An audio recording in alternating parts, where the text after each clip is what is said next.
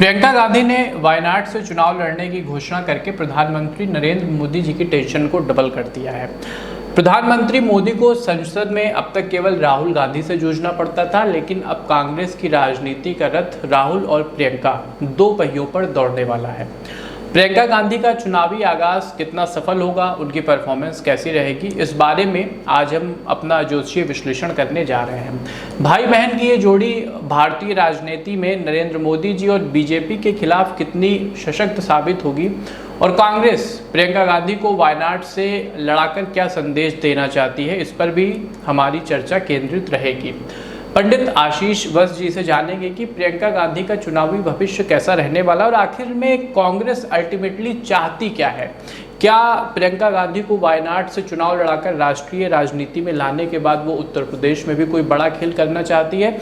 इन सभी विषयों पर आज का हमारा विमर्श केंद्रित रहने वाला है, लेकिन अपनी चर्चा पर आगे बढ़ने से पूर्व आपके कल्याण की एक योजना आपको बता देते हैं।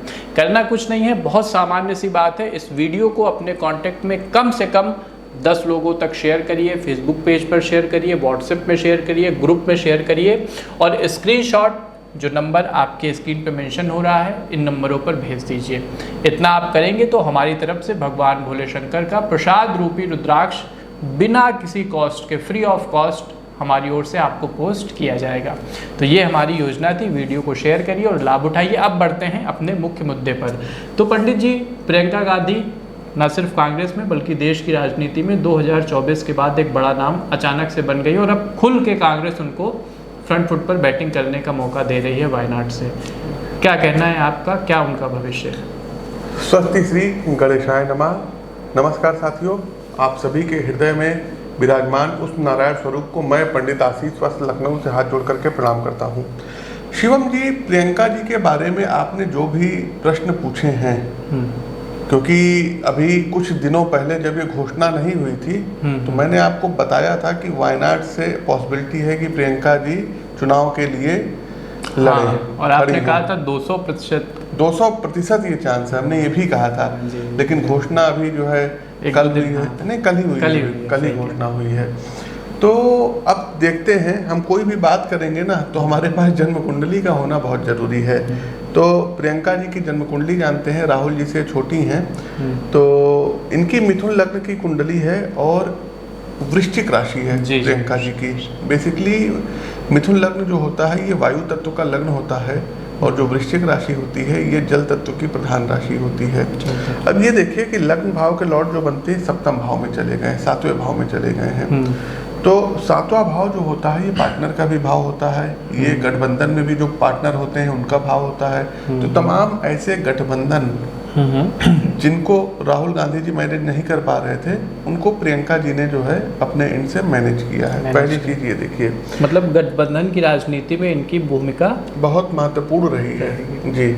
दूसरा एक चीज ये देखिए, जो जिनकी मिथुन लग्न होता है, मिथुन लग्न वाले जो जातक होते हैं ये बड़े कूटनीतिज्ञ होते हैं। इनकी योजनाएं क्या होती हैं ये किसी को खुद नहीं बताते हैं और लास्ट मूवमेंट में जा करके ये अपनी योजनाएं बदल देते हैं। आपने मिथुन के बारे में कहा भी है कि ये द्वि स्वभाव वाला लग्न होता है। हाँ, कहेंगे कुछ, योजना अंदर कुछ रखेंगे। जी बिल्कुल। साथियों, वीडियो पर आगे बढ़ने से पहले आप सभी लोगों के कल्याण के लिए हमारी तरफ से एक योजना लाई जा रही है। योजना क्या है, ध्यान से सुनिएगा। भगवान शिव अर्थात महादेव का प्रसाद रूपी रुद्राक्ष, अभिमंत्रित रुद्राक्ष नेपाल का, हमारे द्वारा आपको दिया जाएगा और प्रतिदिन मैं 5 लोगों को भेजूंगा। वो रुद्राक्ष उनके एड्रेस पर कोरियर होगा। आपको करना क्या होगा, ज़्यादा कुछ नहीं करना है, सिर्फ और सिर्फ साथियों ज्योतिष संबंधी ये वीडियो लोगों तक पहुँचे, इसलिए इस वीडियो को अपने फेसबुक पेज, अपने व्हाट्सएप ग्रुप में 5 लोगों को ज़रूर शेयर कीजिए और स्क्रीनशॉट 9450641221 इस नंबर पर आप भेजिए। और जब आपको आपका रुद्राक्ष प्राप्त हो जाए तो आप लोग एक बार 20 सेकंड का वीडियो बना करके उस क्लिप को भेजिए। बड़ी हम यही करना चाहेंगे कि बीजेपी को अग्रिम जीत की बधाई, चूँकि जोशी हैं तो जोशी होने के नाते उनको अग्रिम जीत की बधाई देंगे। नरेंद्र मोदी जी को जो है तीसरी बार बनने जा रहे हैं पद पर सुशोभित होने की हम उनको जो है बधाई देते हैं। तो शिवम जी, जो द्विस्वभाव लग्न होता है इन लोगों की एक खासियत होती है जी। एक चीज आप देखेंगे, लग्न लॉर्ड कौन बनते हैं? बुध बनते हैं, केंद्र भाव के स्वामी हैं और केंद्र में ही ये चले आए हैं 7वें भाव में। दूसरा, इनकी कुंडली में पंचम भाव के स्वामी बुद्धि के भाव के स्वामी भाग्य भाव में आए हैं। तो ये कभी फ्रंट रूप से आगे नहीं आती थी, अपने आप को बहुत ज्यादा ये मतलब फेमस नहीं करना चाहती थी। फेमस तो थी ही, उसमें कोई संदेह नहीं है, लेकिन राजनीति में अपने आप को बहुत आगे नहीं रखती थी। जैसे चुनावी राजनीति में लोगों को जो है मतलब ये चुनाव लड़वाती थी, मैनेजमेंट अच्छा करती थी। मिथुन लग्न वाले जो जातक होते हैं बहुत अच्छे मैनेजमेंट करता होते हैं। इनको 2-4-5 हजार लोगों को यदि आप सौंप देंगे तो ये उनसे भली भांति बहुत अच्छा काम निकलवा लेंगे। बिल्कुल। अब ये देखिए कि शुक्र इनकी कुंडली में भाग्य भाव में शनि के घर में बैठा हुआ है, तो भाग्य की बली है, क्योंकि उस खानदान में भी इनका जन्म हुआ है, तो इसमें तो कुछ कहने की आवश्यकता है नहीं। दूसरा, एक चीज इनकी कुंडली में ये देखिएगा कि दसम भाव जो होता है ये राजनीति का होता है, पॉलिटिक्स का होता है। दसम भाव के स्वामी कौन बनते हैं? गुरु। और गुरु अपनी मूल त्रिकोण राशि धनु राशि में 7वें भाव में आकर के बैठे हुए हैं। और यहाँ से जो पंचम दृष्टि है ये एकादश स्थान पे दे रहे हैं, सप्तम दृष्टि लग्न भाव को दे रहे हैं, और नवम दृष्टि ये पराक्रम भाव को दे रहे हैं। पराक्रम भाव के स्वामी सूर्य और गुरु की युति यहाँ पर बनी हुई है, इसको बोलते हैं गुरु आदित्य योग। गुरु आदित्य योग, हाँ। गुरु और सूर्य जब एक साथ बैठ जाते हैं तो ये योग बनता है। जी। और दसम भाव में यदि मंगल बैठा हो अपने मित्र की राशि में तो वहां पर बोलते हैं कुल दीपिका योग। कुल दीपिका योग, हाँ। अगर कोई मेल होगा तो उसके लिए हम लोग कुल दीपक बोलेंगे। अगर कोई फीमेल होगा तो वो बोलेंगे कुल दीपिका योग। अब देखिए, मंगल इनकी कुंडली में दशम भाव में बैठे हुए हैं, तो दशम भाव का मंगल बहुत ही इनकी कुंडली में स्ट्रांग है। इनकम भाव के स्वामी दसम भाव में आ गए, एकादश के स्वामी दसम में आ गए, ये अपने आप में ही राजयोग होता है। अच्छा। महाधनी योग भी इससे बनता है। मतलब इनकी कुंडली को जितना मैं एक मतलब छात्र के तौर पे, ज्योतिष के छात्र के तौर पे या मुमुक्षु के तौर पे देख पा रहा हूँ, तो यानी कि शुरू में जो आपने कहा कि रणनीति, मैनेजमेंट, और अब ये तीसरा पॉइंट जो आप मंगल का बता रहे हैं, यानी कि एक नेतृत्व। मतलब अगर कांग्रेस इनकी कुंडली शुरू में दिखा के इनको पहले राजनीति में लाई होती तो आज कांग्रेस कुछ और होती। शिवम जी, 5 साल पहले मैंने इनकी कुंडली का विश्लेषण किया था आपने, और मैंने ये भी बोला था कि 5 साल पहले बोला था कि भविष्य की आने वाली ये प्रधानमंत्री हो सकती हैं। जी, मतलब जैसे इनकी कुंडली की दशाएं थी उसको देख के। बिल्कुल। अब आप इनके बारे में भी बोला था, कंगना रनौत की कुंडली हमने 2 साल पहले विश्लेषण किया था, और हमने क्या बोला था कि वो लड़ेंगी लोकसभा में, संसद में जाएंगी 2 साल पहले। जी जी जी, बिल्कुल।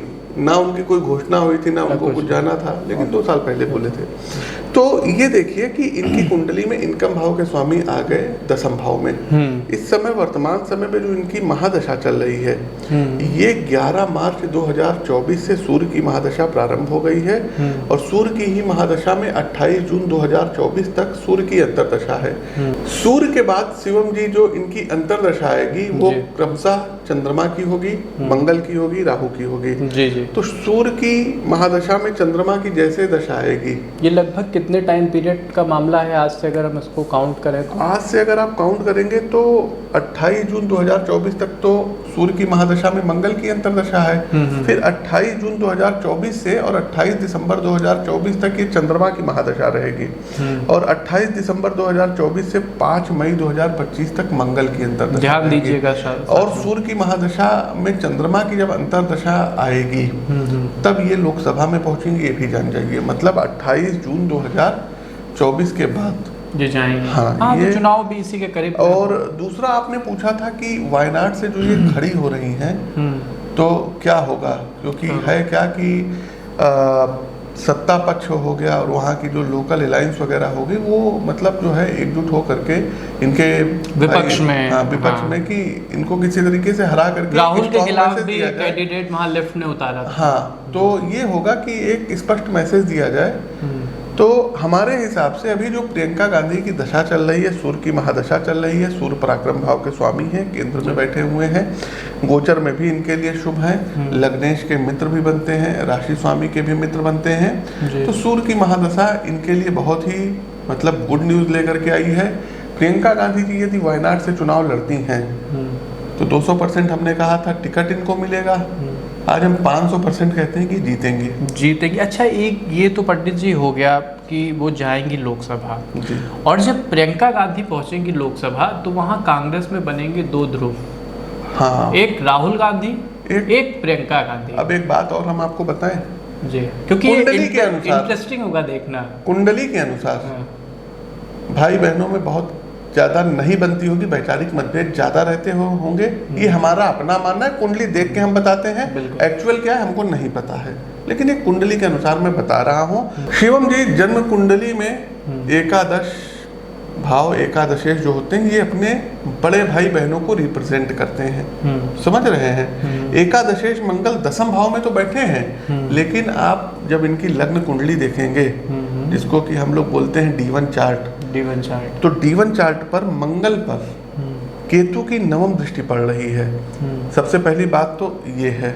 दूसरा शिवम जी, कैरियर के लिए जैसे हमने कहा ना, D1 चार्ट आप देखिए, तो कैरियर के लिए यदि आप देखेंगे तो सब डिविजनल D10 चार्ट देखना पड़ता है।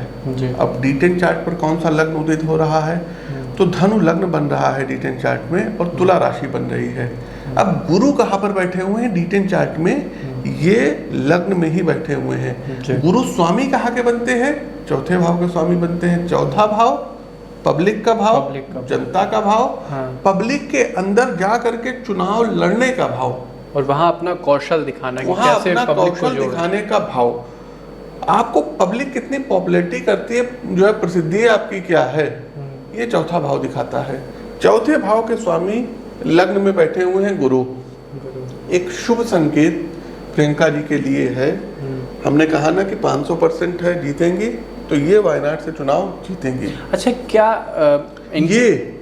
ये अगर रायबरेली से भी खड़ी हो जाती है, अमेठी से भी खड़ी हो जाती, तब भी ये जीतती। भाई आप ये देखिए कि इनकी बैकिंग से KL शर्मा, जो लगभग एक राजनीति का चेहरा नहीं है, वो जीत गए। KL शर्मा जी को जिताने में सबसे बड़ा जो योगदान है वो प्रियंका गांधी जी का ही है, और माना जाता है कि इनके संबंध काफी, मतलब प्रियंका गांधी जी के ही सपोर्ट से और उनकी सलाह पे KL शर्मा को काम। देखिए, हम जहाँ तक जानते हैं KL शर्मा जी बहुत पुराने जो है कांग्रेस से वो जुड़े हुए हैं, और गांधी परिवार से उनके संबंध जो हैं बहुत क्लोज हैं, बहुत अच्छे हैं। एक चीज़ और, क्या इस कुंडली में आपको कहीं ऐसा देखने पे लगता है कि प्रियंका गांधी के संसद पहुंचने पे उनकी ग्रिप कांग्रेस पे ज़्यादा मजबूत होगी?